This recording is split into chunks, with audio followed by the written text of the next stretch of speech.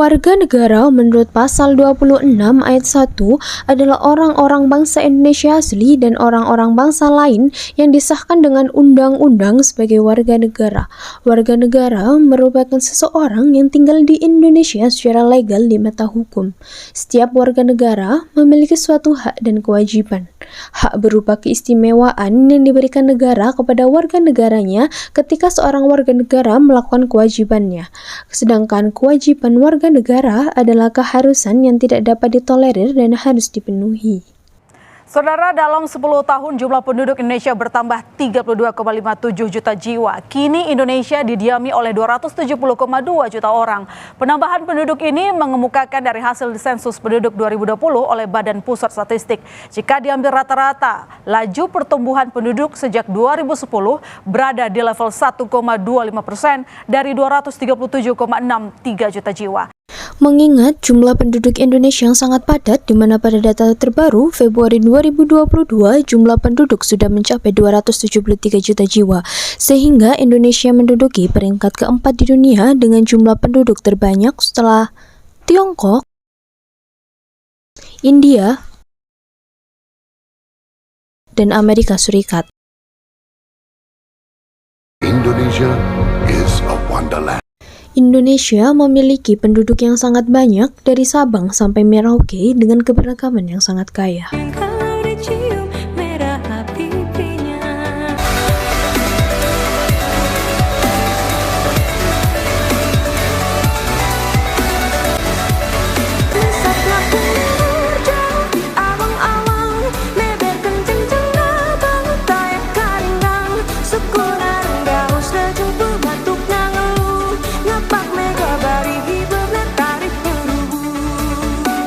Sehingga dengan banyaknya penduduk maka perlu aturan yang memaksa dan mengikat agar para warganya tunduk sehingga tercipta suasana yang tertib dan nyaman.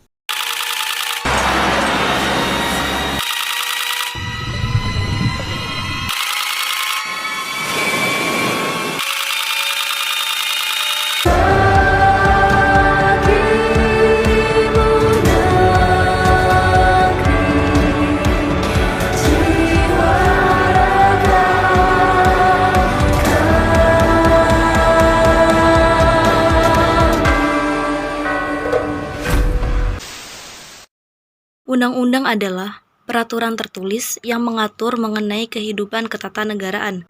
Dalam undang-undang terdapat hak dan kewajiban seorang warga negara, di mana hak dapat diberikan kepada seorang warga negara bila seorang warga negara telah melakukan kewajibannya. Kewajiban seorang warga yang tertulis dalam sistem perundang-undangan adalah membayar pajak, mentaati rambu-rambu lalu lintas, dan melakukan wajib belajar sekurang-kurangnya 9 tahun.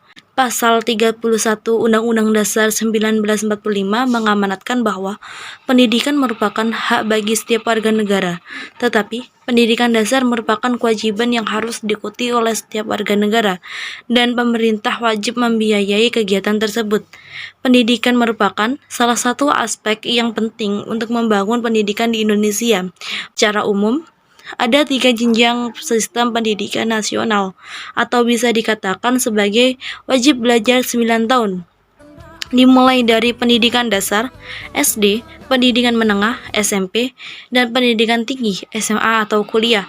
Lalu lintas dan angkutan jalan diatur oleh sebuah undang-undang nomor 22 tahun 2009 di mana didasarkan pada pasal 5 ayat 1 serta pasal 20 ayat 1 dan 2 Undang-Undang Dasar Negara Republik Indonesia tahun 1945, di mana lalu lintas dan angkutan jalan harus dikembangkan potensi dan perannya untuk mewujudkan keamanan, kesejahteraan, ketertiban berlalu lintas dan angkutan jalan. Setiap orang yang mengemudikan kendaraan bermotor di jalan wajib memiliki surat izin mengemudi atau SIM sesuai dengan jenis kendaraan bermotor yang dikemudikan. Wajib menggunakan perlengkapan seperti menggunakan helm bagi pengendara dan penumpang kendaraan roda 2. Bagi pengendara dan penumpang kendaraan roda 4 wajib mengenakan sabuk pengaman. Juga wajib mematuhi rambu-rambu lalu lintas yang berada di jalan. Dengan membayar pajak, seorang warga negara telah memenuhi kewajibannya pada pasal 30 ayat 1 Undang-Undang Dasar 1945, yakni kewajiban ikut serta dalam pertahanan dan keamanan negara. Pajak merupakan iuran rakyat kepada negara berdasarkan undang-undang, sehingga dapat dipaksakan dan tidak mendapat balas jasa secara langsung. Sebagai warga negara yang telah ditetapkan secara sah oleh hukum sebagai wajib pajak, warga negara memiliki kewajiban yang bersifat memaksa untuk membayar pajak. Pemerintah memungut pajak berdasarkan 4 asas, yakni asas equality, yakni pembayaran pajak didasarkan pada tingkat kemampuan ekonomi warga negaranya. Artinya, semakin besar penghasilan seorang warga negara, maka pajak yang akan dibayarkan juga akan semakin tinggi. Dan pemungutan pajak digunakan dengan benar untuk kepentingan bersama. Asas yang kedua adalah asas certainty, yaitu memberikan penekanan adanya kepastian hukum dan meyakinkan bahwa masyarakat paham mengenai apa yang dikenakan dalam pajak, yang menjadi objek pajak, berapa jumlah pembayaran pajak, dan prosedur pembayaran pajak. Di samping itu, asas convenience, yakni pembayaran pajak dilakukan pada saat yang tepat melalui penerimaan gaji, bunga deposito, dan lain sebagainya. Selain itu, pembayaran juga dapat dilakukan melalui prosedur sederhana melalui online pajak.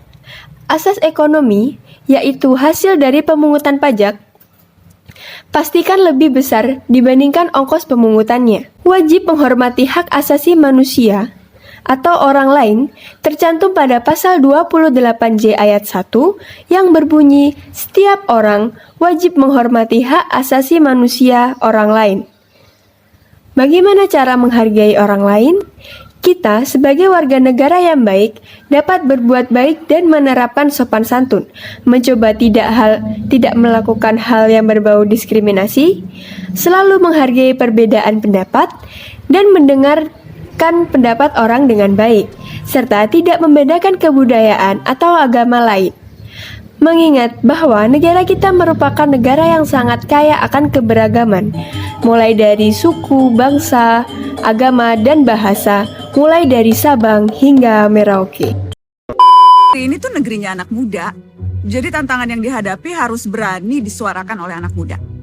Apa kegelisahan yang dirasa hari-hari ini? Mbak Nana, dosakah kita punya kulit yang hitam? Haruskah kita punya kulit yang putih biar bisa dihargai orang?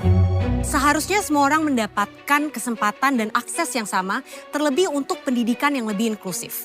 Mereka yang tinggal di daerah terpencil harus punya kesempatan yang sama dengan mereka yang tinggal di ibu kota dalam menempuh pendidikan.